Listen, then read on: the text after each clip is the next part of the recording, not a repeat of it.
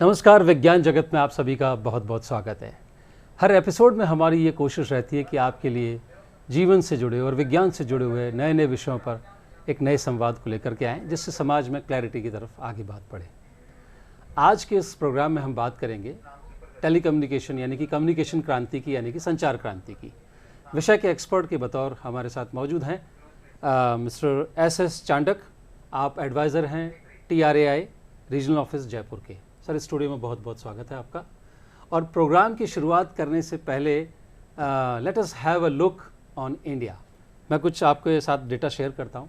भारतवर्ष में 28 राज्य हैं, 8 यूनियन टेरिटरीज़ हैं, 800 डिस्ट्रिक्ट्स हैं और लगभग 2,50,000 ग्राम पंचायत, 6,66,000 गांव, 150 करोड़ की आबादी, जो कि लगभग 3763 के रेशो में शहर और ग्रामों में बसती है। इतना बड़ा डेटा है और अगर हम इस पूरे देश को कवर करें तो निश्चित तौर पर एक सर्विस प्रोवाइडर के भरोसे ये बात नहीं हो सकती है।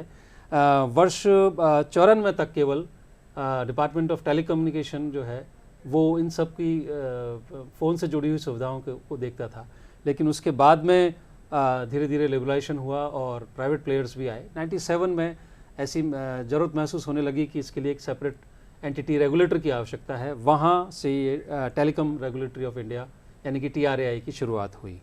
सो ट्राई के ऑब्जेक्टिव्स क्या हैं, यात्रा अब तक क्या क्या रही है, उसके बारे में विस्तार से जानना चाहेंगे। धन्यवाद। सबसे पहले तो मैं दूरदर्शन के सभी दर्शकों को नमस्कार करता हूं और दूरदर्शन का बहुत बहुत धन्यवाद देता हूं कि उन्होंने मुझे इस टॉक शो के लिए बुलाया।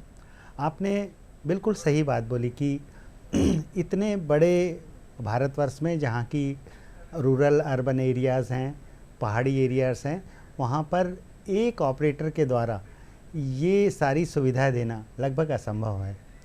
तो जब प्राइवेट प्लेयर के एंट्री के बाद में भारत सरकार ने by the act of parliament telecom regulatory authority of India की स्थापना 20 फरवरी 1997 को की और इसका जो प्रमुख उद्देश्य था वो सब्सक्राइबर हितों की रक्षा के अलावा पूरी तरह से टेलीकॉम और ब्रॉडकास्टिंग जो हमारे सेक्टर हैं उसमें ऑर्डरली ग्रोथ हो और लेवल प्लेइंग फील्ड हो।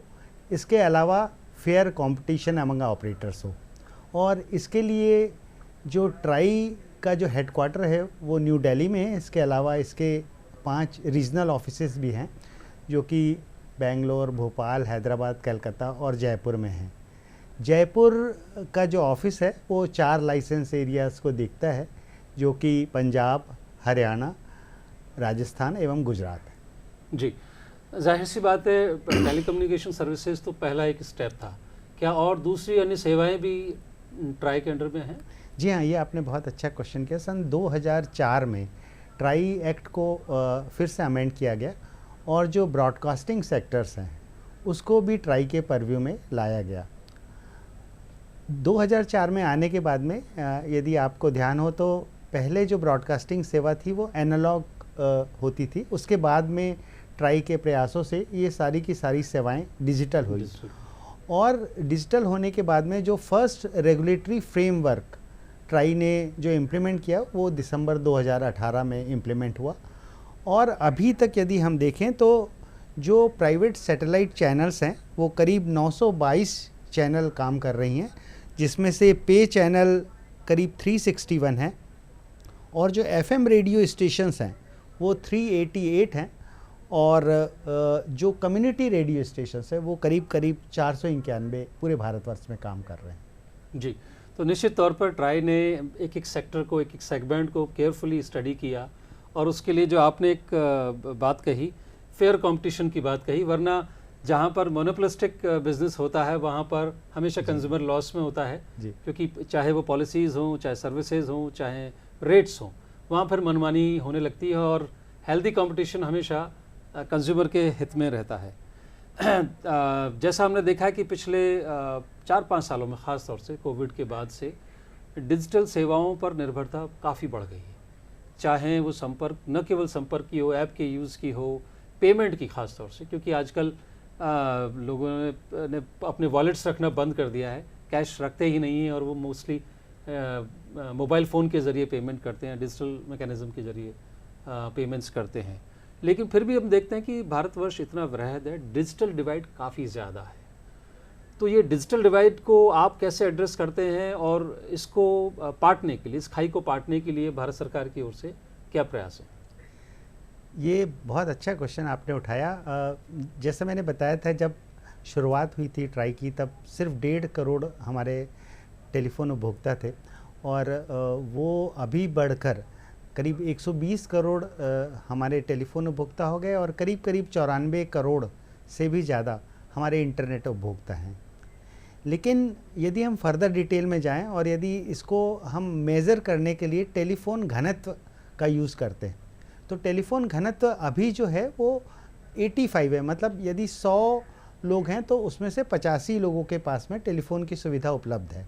लेकिन यदि हम फर्दर डिटेल में जाएं, रूरल और अर्बन अलग अलग देखें, तो रूरल में जो अभी टेलीफोन घनत्व है वो 59.65, मतलब 100 में से करीब 60 लोगों के पास में टेलीफोन की सुविधा उपलब्ध है।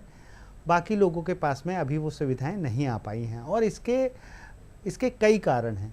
नंबर 1, कई जगहों पर जो इंटरनेट की सुविधा गाँवों में, छोटी जगहों पर, पहाड़ियों में इन सुविधाओं का ना पहुंच पाना। दूसरा जो रीज़न है, डिजिटल एजुकेशन का ना होना। लोगों के पास में चूँकि वो ऑपरेट नहीं कर सकते टेलीफोन, इस टाइप की भी दिक्कतें सामने आती हैं। और जो तीसरा कारण है वो अनअफोर्डेबिलिटी है कि भाई जो उसके मोबाइल डिवाइस है वो अगर महंगे आते हैं या उसका पर मंथ का जो किराया है वो महंगा आ रहा है, तो उसकी वजह से भी डिजिटल डिवाइड है इसमें। तो भारत सरकार, और जिसमें TRAI भी है, DOT भी है, इसके लिए कई कदम उठाए हैं। इसमें एक जो उनकी योजना है, भारत नेट योजना। भारत नेट योजना के अंतर्गत जितने भी ग्राम पंचायत हैं उनको ऑप्टिकल फाइबर से कनेक्ट किया जा रहा है और अभी तक के यदि हम रिसेंट फिगर देखें तो करीब 2,13,000 से ज़्यादा ग्राम पंचायतों को ऑलरेडी कनेक्ट किया जा चुका है ऑप्टिकल फाइबर से। और इसके अलावा एक योजना और है जिसको जो BSNL के माध्यम से चलाई जा रही है, जिसको 4G सैचुरेशन प्रोजेक्ट कहा जा रहा है, जिसमें 25,000 गाँव जहाँ पर 4G के सिग्नल अवेलेबल नहीं थे, या तो बिल्कुल भी टेलीफोन अवेलेबल नहीं था या फिर सिग्नल अवेलेबल भी थे तो वो लो टेक्नोलॉजी जिसमें कि स्पीड कम मिलती थी उनके थे। तो इन सारे गाँवों में टावर लगा के जो है ये टेलीकॉम की सुविधाएं दी जा रही है। जी, जहाँ सेवाएं हैं वहाँ सेवा दोष भी हमेशा मिल ही जाता है। किसी भी सेक्टर की बात करें, केवल कम्युनिकेशन या मोबाइल सेक्टर ही उससे अछूता नहीं है। ऐसे में जो रेगुलेटर्स ने शुरुआत में मैकेनिज़्म बनाई कि हर सर्विस प्रोवाइडर अपने लोकल लेवल पर एक ग्रीवेंस रिड्रेसल मैकेनिज़्म बनाए, जिस भी तरीके की, चाहे ऑनलाइन हो सकती है, ऑफलाइन हो सकती है, फिजिकल हो सकती है। और लेकिन ऐसा पाया गया कि कुछ लोग उसको गंभीरता से एग्जीक्यूट कर पाते हैं, कुछ लोग नहीं कर पाते हैं, या जो कंज्यूमर है, जो सर्विस यूज़र है, वो उस निदान से संतुष्ट नहीं है। तो चूँकि आप एक रेगुलेटर हैं तो निश्चित तौर पर आपकी भूमिका ऐसे में सामने आती है। किस तरह से एक असंतुष्ट कंज्यूमर जो है अपनी समस्या का निदान पा सकता है स्टेज 2 या स्टेज 3 पर? बिल्कुल सही बोला आपने। जब 120 करोड़ उपभोक्ता हैं तो स्वाभाविक है उनकी कुछ न कुछ कंप्लेंट बनी रहती है। तो इसके लिए TRAI ने 2 लेवल का जो है कंप्लेंट रेजोल्यूशन मैकेनिज़्म बनाया हुआ है। पहले के तहत जो भी टेलीकॉम सर्विस प्रोवाइडर्स हैं वो अपना एक कंप्लेंट सेंटर बनाएंगे, जिसमें कि एक टोल फ्री नंबर होता है जिस पे आप डायल करके आप अपनी कंप्लेंट करते हैं। कंप्लेंट के जब आप करते हैं वो सुबह 8 बजे से रात में 12 बजे तक आप कर सकते हैं। उसके बदले में आपको एक यूनिक डॉकेट नंबर दिया जाता है और उस डॉकेट का जब आपकी समस्या का समाधान होता है तो आपको वो इन्फॉर्म भी करते हैं। लेकिन आपने सही बोला, कई बार उनकी तरफ से समस्या का समाधान हो गया लेकिन आपकी समस्या जो कि त्यों बनी हुई है। तो इसके लिए जो सेकंड लेवल पे है वो एक अपीलेट अथॉरिटी, जिसमें कि जो टेलीकॉम सर्विस प्रोवाइडर के प्रतिनिधि के अलावा ट्राई के जो कंज्यूमर एडवोकेसी ग्रुप के सदस्य हैं वो भी शामिल होते हैं। तो आप अपना जो डॉकेट नंबर है उनको बता सकते हैं, और वो 30 दिन के अंदर जब आपने कंप्लेंट की थी उसके अंदर आपको करना है, और उसको जो समय सीमा दी गई है टेलीकॉम सर्विस प्रोवाइडर को दूर करने के लिए वो 39 डेज़ की दी हुई है। इसके अलावा भी जो DOT का जो पब्लिक ग्रेवियंस रिड्रेसल मैकेनिज्म है उसमें भी आप जा सकते हैं। उसके अलावा जो कंज्यूमर कंप्लेंट्स के लिए जो और अपने फोरम्स बने हैं उसमें भी आप शिकायत दर्ज कर सकते हैं। जी, ज़रूरी है, क्योंकि हेल्दी कंपटीशन के लिए अगर ये ओपन एंडेड रहेगा तो कभी भी सेवाएं और कंपटीशन बेहतर नहीं हो सकता है। क्लोज लूप मैकेनिज्म होनी बहुत ज़रूरी है। पिछले कई समय से एक बड़ा हेडेक बन गया है फ़ोन पर अनवांटेड कॉल्स, प्रमोशनल कॉल्स और SMS। चूँकि अब आप हर व्यक्ति के साथ डायरेक्ट जुड़ सकते हैं, कभी भी जुड़ सकते हैं, एनी टाइम एनीवेयर जुड़ सकते हैं। क्योंकि पहले एक दौर था जब सेल्स पर्सन्स जो आपको संपर्क करते थे रेलवे स्टेशन पर, बस स्टैंड पर, या आपके घर पर, या किसी पब्लिक प्लेटफॉर्म पर, मॉल के आसपास। लेकिन अब ये फ़ोन से डायरेक्ट व्यक्ति के पास पहुंच सकते हैं। तो ऐसे में प्रमोशनल कॉल्स और प्रमोशनल SMS जो कि आप नहीं चाहते हैं, है ना, एक हमने बचपन से सुना है, बीमा आग्रह की विषय वस्तु है। यानी कि बीमा के विषय में आप किसी को एंडोर्स, रिकमेंड, परसुएशन कर सकते हैं, लेकिन दूसरे प्रोडक्ट्स के विषय में ऐसा सुनने को नहीं आया है। तो ये जो अनवांटेड प्रमोशनल कॉल्स है या स्पैम कॉल्स है, इस समस्या को ट्राई किस तरह से गवर्न करता है, रेगुलेट करता है या इरेडिकेट करता है? जी, इसके लिए जैसा आपने बताया अनवांटेड कॉल्स के लिए एक रेगुलेशन जो TRI ने बनाया है वो TCCPR 2018 रेगुलेशंस के नाम से जाना जाता है, जिसका फुल फॉर्म यदि हम देखें तो telecom commercial communication customer preference regulations ये कहलाता है। तो इसके तहत जो उपभोक्ता है उसको ये सुविधा दी गई है कि वो 1909 एक नंबर है जिस पे वो डायल करके अपनी सुविधा के अनुसार, जैसे अगर उसको बैंकिंग के संबंधित जो कॉल्स हैं वो चाहिए तो वो उसको अलाउ कर दे, बाकी सारी चीज़ों को ब्लॉक कर दे। इसके अलावा वो यदि किसी पर्टिकुलर डे में चाहता है कि भाई मुझे सिर्फ संडे को इस टाइप के कॉल आने चाहिए, वो उसमें सुनिश्चित कर सकता है।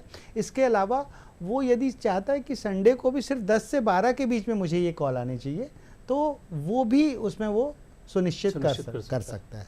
तो इस तरह के जो प्रावधान हैं वो ट्राई ने इसमें कर रखे हैं। लेकिन यदि इसके बावजूद अगर कोई इस चीज़ को नहीं मानता है तो ट्राई ने कुछ इसके लिए TSPs को बोला है कि जो दंड देने वाली जो बात है उसमें सबसे पहले तो अगर अनसॉलिसिटेड कॉल्स आते हैं तो उनको वार्निंग दी जाती है, और यदि ये रिपीट होता है, दूसरी बार यदि करते हैं तो उनके यूसेज कैप, मतलब जैसे वो अगर SMS भेज रहे हैं तो वो 20 से ज़्यादा SMS नहीं भेज पाएंगे पर डे में, और यदि कॉल कर रहे हैं तो 15-20 से ज़्यादा कॉल नहीं कर पाएंगे, इस तरह का।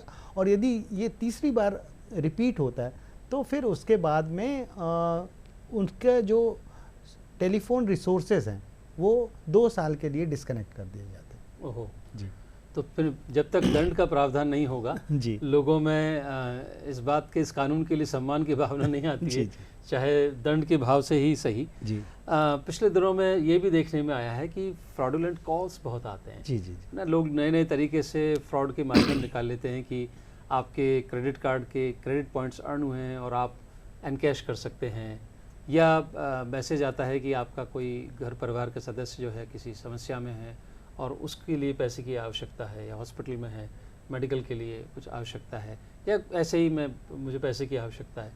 इस तरह की जो फ्रॉड्स आते हैं इसमें सबसे इमीडिएट जो ज़रूरत होती है कि भाई सबसे पहले अपने आप को बचाया जाए, और फिर जो अक्सर लोग नहीं करते हैं कि फिर ऐसा कुछ भी स्टेप लेना चाहिए कि दूसरों को वो तंग ना कर सके। इसके लिए ट्राई के माध्यम से क्या प्रोविज़न है?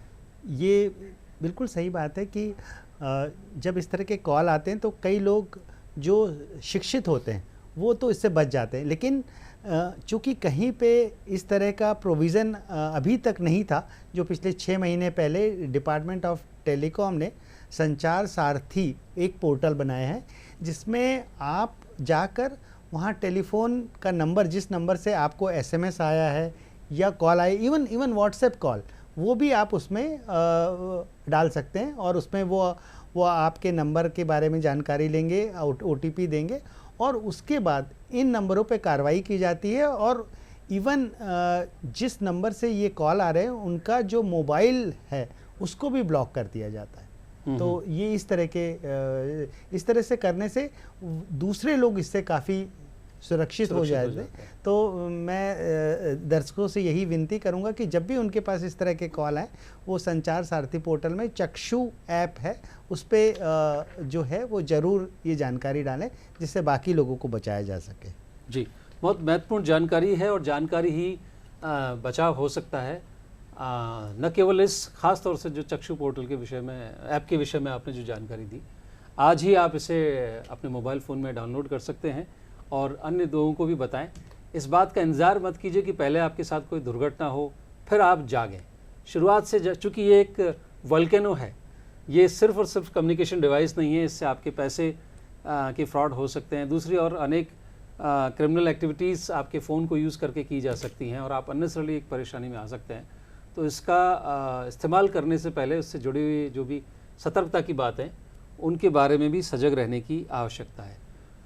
फ़ोन नंबर पिछले सालों में शुरुआत जब हुई थी तो केवल ये कम्युनिकेशन के लिए ही था, लेकिन धीरे धीरे ये आपकी पहचान हो गई। जैसे आपका नाम, आपका पैन कार्ड, आपका आधार यूनिक है, वैसे ही आपका मोबाइल नंबर भी यूनिक हो चुका है और इस पर OTP आता है। बैंकिंग सर्विसेज के लिए, सरकार की अन्य अन्य योजनाओं के लिए आप फ़ोन नंबर का इस्तेमाल करते हैं और कई जगहों पर तो लॉगिन के लिए आपका फ़ोन नंबर ही इस्तेमाल किया जाता है। अब ऐसे में कई बार होता है कि आपने शुरुआत में जिस सर्विस प्रोवाइडर से सेवाएं ली है, नंबर लिया, सिम लिया, उसकी सेवाओं से अब आप संतुष्ट नहीं है, सेवाओं से या उसके टैरिफ से, लेकिन आपकी मजबूरी है कि अब आपको कंटिन्यू करना पड़ेगा। तो ऐसे में क्या निदान हो सकता है लोगों के लिए? इसके लिए जो TRI ने प्रावधान किया है वो मोबाइल नंबर पोर्टेबिलिटी का प्रावधान है, जिसमें आप अपने सर्विस प्रोवाइडर को बदल सकते हैं और इसके लिए बहुत ही आसान तरीका दिया गया है कि 1900 पे आप पोर्ट लिखेंगे और अपना नंबर डालेंगे तो आपको एक यूनिक नंबर मिलेगा। उस यूनिक नंबर को लेके आप जिस सर्विस प्रोवाइडर के पास में जाना चाहते हैं उसके पास में जाएं, वहाँ पर जो कस्टमर एक्विजिशन फॉर्म्स हैं वो आपको भरना है और आपका जो टेलीफोन, यदि आप जैसे राजस्थान में चेंज कर रहे हैं तो 3 दिनों के अंदर, और यदि दूसरे स्टेट में कर रहे हैं तो ये करीब 5 दिनों के अंदर आपका चेंज हो जाएगा नंबर। तो आप आसानी से अपना सर्विस प्रोवाइडर बदल सकते हैं। और फ़ोन के हैंडसेट के साथ में दूसरी और एक बड़ी समस्या है, वो है कि खो जाना या चोरी हो जाना। तो ऐसे में न केवल आपका आर्थिक नुकसान हुआ, डेटा भी गया, और उससे भी बड़ा हेडेक हो सकता है कि मिसयूज़ ऑफ डिवाइस हो सकता है। तो ऐसे में किस तरह की सतर्कताएं रखनी आवश्यक है? बिल्कुल, जब भी आप टेलीफोन डिवाइस खरीदते हैं तो उसके साथ में एक IMEI नंबर होता है जिसको इंटरनेशनल मोबाइल इक्विपमेंट आइडेंटिटी कहा जाता है। तो ये उसके ऊपर, डब्बे के ऊपर लिखा होता है और आप को यदि मिसप्लेस हो गया बॉक्स तो आप *#06# कर आप अपना IMEI नंबर प्राप्त कर सकते हैं। तो जब भी आपका मोबाइल चोरी हो तो आपने जो पुलिस कंप्लेंट करने के बाद में, जो जैसे मैंने बताया था, हमारा संचार साथी जो पोर्टल है उस पर आप जाके यदि आप उसमें डाल देंगे कि ये मेरा टेलीफोन, इसका IMEI नंबर ये था, टेलीफोन नंबर ये था, ये चोरी हो गया और ये पुलिस कंप्लेंट मैंने उसमें अपलोड कर दी है, तो वो इमीडिएटली जो टेलीकॉम सर्विस प्रोवाइडर है वहाँ से वो नंबर को ब्लॉक कर देते हैं।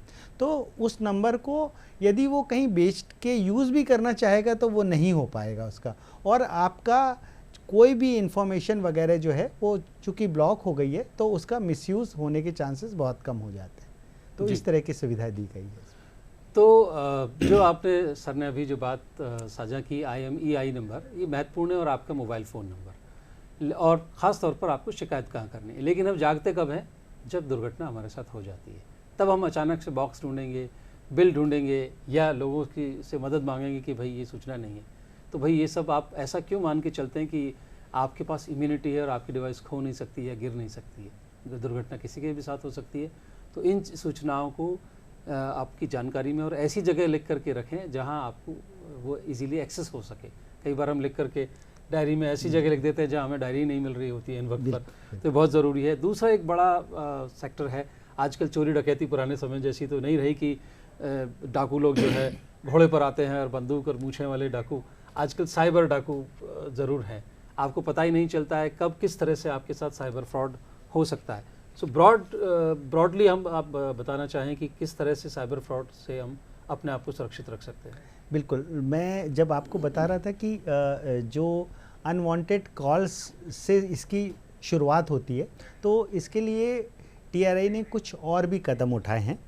जैसे कि उन्होंने सेपरेट सीरीज़ दे दी है 140 जो मार्केटिंग कॉल्स के लिए, और 160 नई सीरीज़ दी है जिसमें कि हमारे बैंकिंग के या फिर जो आपके LIC वाले जो कॉल्स हैं उनके लिए एक अलग सीरीज़ दे दी गई, तो जिससे आपको आइडेंटिफाई कर पाएंगे कि ये कॉल सही जगह से आ रहे हैं कि नहीं आ रहे हैं।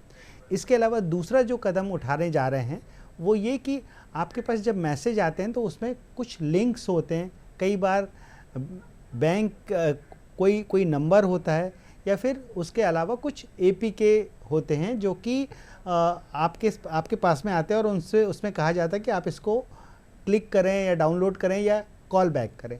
तो अभी TRI ने ये कंपलसरी कर दिया कि ये सारे के सारे जो हैं वाइट लिस्टेड होने चाहिए, मतलब इन सभी लिंक की जानकारी टेलीकॉम सर्विस प्रोवाइडर के पास में होनी चाहिए। यदि वो लिंक उसमें नहीं है तो वो मैसेज आपके पास में नहीं आएगा। तीसरा जो इम्पॉर्टेंट स्टेप लिया कि जो बाकी रेगुलेटर्स हैं ट्राई के अलावा, जैसे RBI है, SEBI है, इन सब के साथ मिलकर ट्राई ने कदम उठाएं कि इस टाइप के फ्रॉड्स जो हैं वो जो हैं कम से कम हो पाएँ। इसके अलावा एक चीज़ों पे अभी और काम चल रहा है जिसमें कि आपके पास अभी जब कॉल आता है तो वो नंबर आता है, तो अभी ये चीज़ कंपलसरी कर दी कि जो आपने जो फॉर्म भरते वक्त जो नाम भरा है जी वो नाम उसमें रिफ्लेक्ट होगा। तो अगर कोई गलत नाम भर भी देता है, कई बार आपको आ जाता है कि भाई ये पुलिस की तरफ से कॉल आ रहा है, जबकि वो पुलिस की तरफ से कॉल नहीं होता है। तो इस पे भी अभी जो हमारे टेलीकॉम सर्विस प्रोवाइडर है उनके साथ बात चल रही है।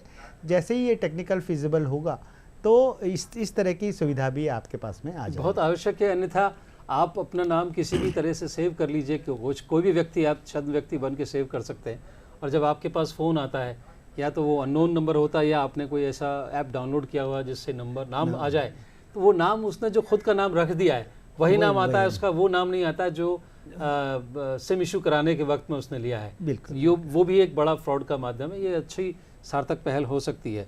मोबाइल टावर फ्रॉड भी एक बड़ा आता है कि इतने रुपए दें और इतने रुपए कमाएं, वन टाइम गारंटी स्कीम, इस तरह के नाम से काफ़ी मोबाइल फ्रॉड की सूचनाएं आती हैं। बिल्कुल, ये आपने बहुत अच्छी बात कही। कई हमारे जो ग्रामीण उपभोक्ता, इवन जो हमारे शहर के उपभोक्ता भी हैं, तो कई बार ये चीज़ें पेपर्स में आती हैं और कई बार आपके पास फ़ोन आता है कि भाई यदि मोबाइल टावर देना है तो इसके लिए आपको जो है 25,000 50,000 रुपये देंगे, आपको फ्री में आपको कॉल देने मिलेंगे, उसके बाद में आपको बहुत सारी चीज़ों का ऑफ़र होता है, प्रलोभन होता है, और उसके लिए बोले कि आपको NOC की ज़रूरत पड़ेगी जो आपको DOT या ट्राई से मिलेगा, इसके लिए आप कुछ पैसे दीजिए। लेकिन मैं ये सारे दर्शकों को क्लियर कर देना चाहता हूँ कि कभी भी टावर में DOT या TRAI की कोई भी भूमिका नहीं होती, किसी तरह के NOC जारी नहीं किए जाते। जब भी आपको इस तरह के कॉल आए, आप उस सर्विस प्रोवाइडर के या इंफ्रास्ट्रक्चर प्रोवाइडर के वेबसाइट पे जाकर आप नंबर कंफर्म करें और उसके बाद में आप उनसे खुद संपर्क करें, क्योंकि इस तरह की चीज़ें, इतना प्रलोभन यदि आपको दिख रहा है तो उसमें पक्के फ्रॉड होने की चांसेस ज़्यादा है। जी, प्रश्न तो अभी भी मेरे पास एक दो और हैं, लेकिन समय की सीमा है, और जिस गति से हमने सारे आयामों को, सारे एस्पेक्ट्स को कवर किया, मुझे उम्मीद है आज का प्रोग्राम का जो प्रयास है एक सार्थकता का, वो सफल हुआ है। और ख़ास तौर से जो हमने डिफरेंट फ्रॉड्स और उसके प्रिवेंशन और कॉशंस को लेकर के बातचीत की, वो काफ़ी इंटरेस्टिंग रही। जी, फ्रॉड के बारे में मैं कुछ जो प्रिकॉशंस हैं वो मैं ज़रूर संक्षिप्त में दर्शकों से बताना चाहूँगा कि कभी भी अपना मोबाइल नंबर जो है अनजान लोगों के साथ में बिल्कुल भी शेयर ना करें, और जब भी कोई ऐप आप डाउनलोड करते हैं तो उसके साथ बहुत सारी परमिशन मांगते हैं, तो आप देख लीजिए उस परमिशन की ज़रूरत है कि नहीं है। कई बार वो आपके कैमरे की परमिशन मांगेंगे जबकि उसकी कोई ज़रूरत नहीं है, आपके कॉन्टैक्ट लिस्ट की परमिशन मांगेंगे, उसकी कोई ज़रूरत नहीं है।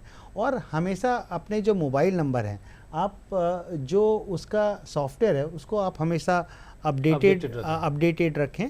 और कभी भी आप डिवाइस यदि लेते हैं तो ट्रस्टेड सोर्स से लें, मतलब कि किसी ऐसी जगह से ना लें जहाँ की कुछ गड़बड़ी होने के चांसेस हो। और कभी भी आप फ्री वाईफाई या कॉमन वाईफाई यूज़ कर रहे हैं उस वक्त आपको ध्यान रखना है। और अननोन लिंक को जो है आप कभी भी डाउनलोड ना रखें। इसके अलावा आप जो भी आपके बैंक हैं उनमें आप अपने नए जो नवीनतम टेलीफोन आप यूज़ कर रहे हैं उसकी जानकारी ज़रूर दें, क्योंकि अगर कोई भी अगर ट्रांजैक्शंस हो रहा है तो वो इन्फॉर्मेशन आपको मिल जाएगी। इसके अलावा जो आपने अगर कोई सामान लिया है और उसके लिए यदि आप नंबर ढूंढ रहे हैं तो उसका कस्टमर केयर सेंटर आप गूगल से ढूंढने के बजाय उनकी वेबसाइट से देखें, क्योंकि गूगल में कई बार गलत नंबर होते हैं और उस पर आप डायल करते हैं, सर्च इंजन में ऊपर भी दिख जाते हैं। बिल्कुल बिल्कुल, और उसमें आपकी वो जो जानकारी लेके उसमें तो कुल मिला के बात है कि सजगता ही आपको बचा सकती है। और आप जो ये कम्युनिकेशन रिवोल्यूशन हुआ है उससे जो ईज़ ऑफ लाइफ हुई है उसका आनंद ले सकते हैं। एस चाणक्य साहब, आप प्रोग्राम में आए, आपका अनेक अनेक धन्यवाद। और उम्मीद करता हूँ आगे भी जब भी आप कोई नई बात साझा करना चाहेंगे तो दूरदर्शन के माध्यम से हम लोगों तक ट्राई द्वारा जो भी प्रयास किए गए हैं, लोकहित में जो भी बात होगी हम आपके पास लेकर के आएंगे। विज्ञान जगत में बस इतना ही और आपसे लेते हैं विदा। नमस्कार।